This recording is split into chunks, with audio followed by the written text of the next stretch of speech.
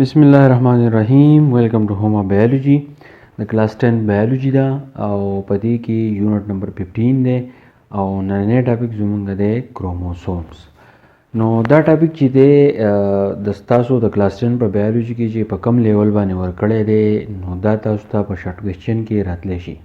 تاسو ته چې څنګه درکړی دی د کلاس 10 په بایولوژي کې زه به تاسو ته په هغه لیول باندې وکړم چې کله تاسو سیکنډ ایئر بایولوژي ته لاړ شئ یا تاسو یونیورسټۍ ته لاړ شئ نو دا ټاپک چې دی دا به تاسو سره د فول ایکسپلینیشن وي. په دې ټاپک کې صرف د دې بیسیک کانسپټس دی چې کروموسوم چې دی هغه څه ته وایي.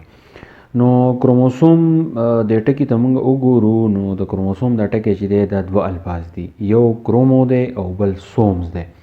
نو کرومو چې دی دا موږ وایو کلر ته او سوم موږ وایو باډي ته. نو د دې مطلب دا دی چې کله کروموسوم موږ په مایکروسکوپ باندې څیک کوو نو مایکروسکوپ موږ ته داسې ښکاري لکه د سیل چې کوم نیوکلس دی او په دې نیوکلس کې به داسې یو باډي ده چې هغه کلر ده، هغه رنګینه یو باډي چې ده هغه موجوده ده. نو chromosome are thread-like structures present in cells. They were discovered by Waldier in 1876. اول په سر دا خبره یاد ساتئ چې د کروموسوم د آیډیا چې ده یا د کروموسوم د خیال چې دی دا اول په سر یو ساینټیسټ و، د هغه نوم و والډیر، او د ذهن ته دا یو آیډیا راله یا د ولیدو په 1876 کې د یو ساینټیسټ و. اوس چې کله د کروموسوم ولیدو په سیل په نیوکلس کې نو دا کروموسوم چې و دا د تارونو په شکل و، لکه څنګه چې موږ تار راوالو او موږ کوږ وږدو یا چې دی موږ راکاږو شکل چې دی هغه موږ بدلولی شو نو دا کروموسوم چې دی د دغې تارونو په شان شکل ودرې او دا اول په سر دی والډیر په 1876 کې دا کروموسوم چې دی ولیدو. In prokaryotic cells, chromosomes are not enclosed in a nuclear membrane. Prokaryotic cell مطلب دا دی هغه سیلونه چې په هغې کې صحیح نیوکلس موجود نه نو هغه سیلونه چې په هغې کې نیوکلس موجود نه نو په دې کې چې کم کروموسوم دی د دې نه چاپیره نیوکلیر ممبرین چې دی هغه موجود نه. مطلب څه دی چې کم پروکاریوټیک سیلز دي او په دې کې کروموسوم چې دی هغه موجود وي نو د دې نه چاپیره نیوکلیر ممبرین چې دی هغه موجود نه. د دې مطلب دا دی چې په پروکاریوټیک سیل کې دغه کروموسوم چې دي دا بالکل په کولاو ریجن کې چې دی پراته یعنی په سایټوپلازم کې. In eukaryotic cell chromosomes are found within the nucleus. او بل دا خبره ده هغه سیلونه چې په هغې کې نیوکلس موجود وي نو د دغې نیوکلس په دې منځ کې دا کروموسوم چې دی موجود وي او د دې نه چاپیره باقاعده د نیوکلس چې کوم ممبرین کوم پټ هغې ته موږ نیوکلیر ممبرین وایو نو دغه نیوکلیر ممبرین چې دی دا د دې کروموسوم نه چاپیره موجود وي او د دې پروټیکشن چې دی په صحیح طریقه باندې کوي. when a cell is not dividing دا یاد ساتئ چې کله موږ د کروموسوم خبره کوو نو زموږ ذهن چې دی دا ډایرکټ لاړ شي مایټاسیس ده یا میاسیس ده. مایټاسیس میاسیس داسې لاړ شي چې هغې کې موږ ویلو چې اول په سر چې دی نیوکلس ډیوایډ کېږي بیا سایټوپلازم ډیوایډ کېږي، خو چې کله نیوکلس ډیوایډ کېږي نو دې مطلب دا شو چې کروموسوم چې دی هغه هم ډیوایډ کېږي ځکه چې دا په نیوکلس کې موجود دي. نو وایي چې کله سیل نه ډیوایډ کېږي اټس کروماټین از ان د پام آف پوینټ تھریډ سکیټرډ ان د نیوکلس.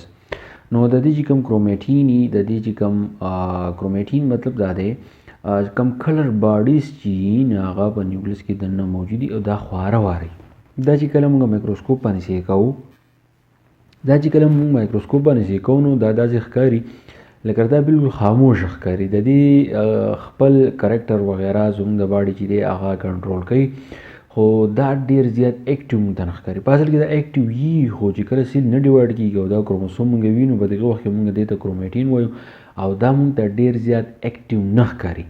دا موږ ته صرف څه ښکاري دا داسې ښکاري چې دا بس هسې د تار په شان یو سیس پروت دی او د دې څه کار نشته. خو ډیورینګ سیل ډیویژن د کروماټین کالز اینډ میکس کمپیکټ سټرکچرز آف کروموسوم.